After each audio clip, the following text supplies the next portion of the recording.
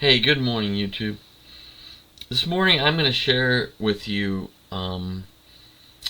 what things you have to have in order to buy things like rental houses, what things you have to have in place, and the decisions that you make that would lead you to that outcome if you want it. If you don't want to have investments and wealth and things, then definitely do not make these decisions.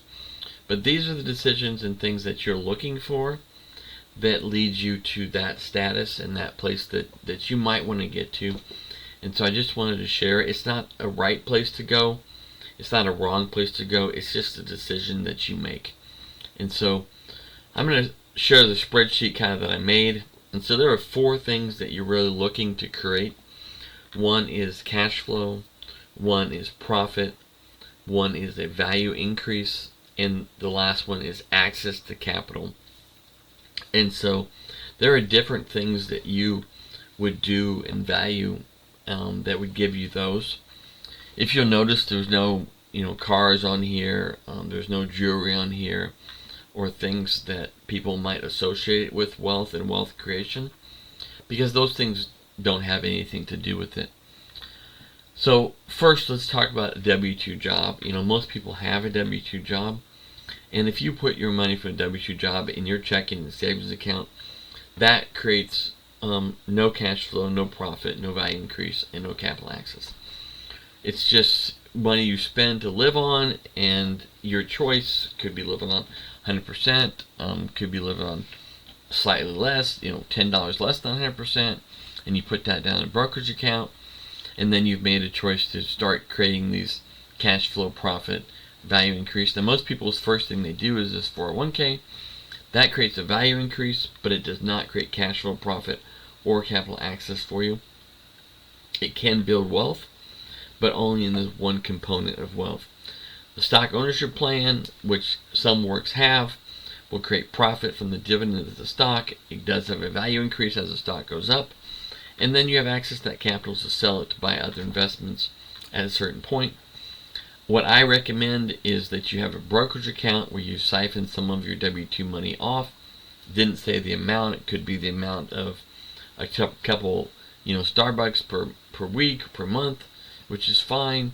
But it starts you down the road of doing this so you understand how things come out, how things correlate. And it gives you kind of a mental reward.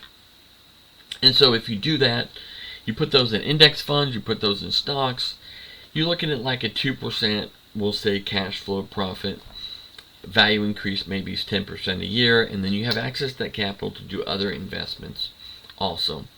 You can put it in cash in there, and you should have some cash. That gives you access to money. It gives you no cash flow, profit, or value increase. But it does give you one more component of what it takes to be wealthy and create the situation you can make investments you want to make. Government bonds gives you some income, profit, gives you access to cash. You can actually sell those bonds in your brokerage account, but there's no value increase there. Now, a lot of people have a side gig, and I will make a point that a side gig is great. It becomes powerful when you siphon off your side gig money directly to maximize your investments, to create this cash flow and this profit, to give yourself the ability to invest in bigger things. Like a rental house. If you buy a rental house here, let's say you put your side gig made enough, so you can buy a rental house. You can get, we'll say, just say a 3% cash flow. So 10% might be your profits, 3% cash flow, 10% profits. The difference is your payment that you're making, and then that also gives you, let me pull it down here a little bit, gives you access to capital, which is 75% of your value of the rental house you can have as debt. And so if you get it down to 25%, you have that 50% you have access to. If you have some wise investment, you could take out a loan to pull that equity out to have additional cash flow. Now, some people create none of these, and they don't do it from their paycheck. They just kind of want to jump into the rental house, and that can be risky. When I was jumping into a rental house, I definitely had cash flow profits and access to capital from other investments that I had built up. And so my downside on the rental house really was going to be covered by my upside on these investments, making sure that my family's, four walls, food, shelter, housing, whatever it is, were covered. Last is crypto. Crypto, if you're staking like Ethereum, it can create a 3% profit and cash flow. Maybe a 10% increase per year is a reasonable expectation. And then 100% access to the capital. If you have an Ethereum, you can sell it in Coinbase, you can transfer it back, you can buy something else. And so I wanted to take a few minutes just to explain to you the 4 things that really you're looking for creating. Now, if you get in the mindset of creating wealth and you end up with more access to capital or more income, really what you're thinking about is, how do I use this to create this cash flow and this profit, right? And then eventually, with your cash flow and profit, you might decide to buy yourself something. I would prefer that you buy things that don't go down in value. One time I bought a house from HUD out at the lake, and it went up in value. It was out of these profits that I bought that. Everyone else just saw I had a house at the lake, and they thought, oh, I could do that by taking out loans and that kind of stuff. But that wasn't really the point. The point was out of these profits and cash flow, to do it out of that. And so then eventually the house went up in value, and I sold it and used that money as capital access to buy into more rental houses, right?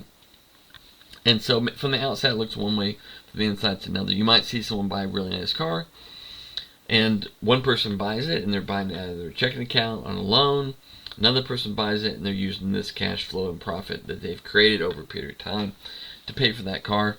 And so one situation is, not building wealth, it's decreasing your wealth, and the other is actually just using part of that money coming off your wealth for a period of time for something that you want. It's not bad to have something that you want. So I don't think there's a right and wrong decision in this. I would not want you to make the decision from a basis of not understanding the outcome that you're going to get. And so if what your parents taught you was to have your job and then checking and savings, then your outcome's going to be you don't have anything creating cash flow profit, giving you access to capital to do that investment. And let's say you thought about buying a rental house at some point, but you don't have the money. That's the reason you don't have the money, is because you haven't created that decision yet. You haven't changed that behavior. So the behavior leads you to the outcome that you want. And so the situation I would want you to avoid would be where your behavior is not leading to the outcome you want. If the most important thing that you want to do is create these investments or this wealth which gives you security for your family or pay for your kids' college, things like that, right? Now I would want you to, over maybe a 10-15 year period before you're looking for that outcome, to act consistent with that outcome that you're looking for. But if your outcome that you're looking for is, hey, I just want, to work, live my life, work a W-2 job until I'm 62 and a half and go to checking and then move into Social Security, and that's what I want, and yeah, do that, right? But when you get there,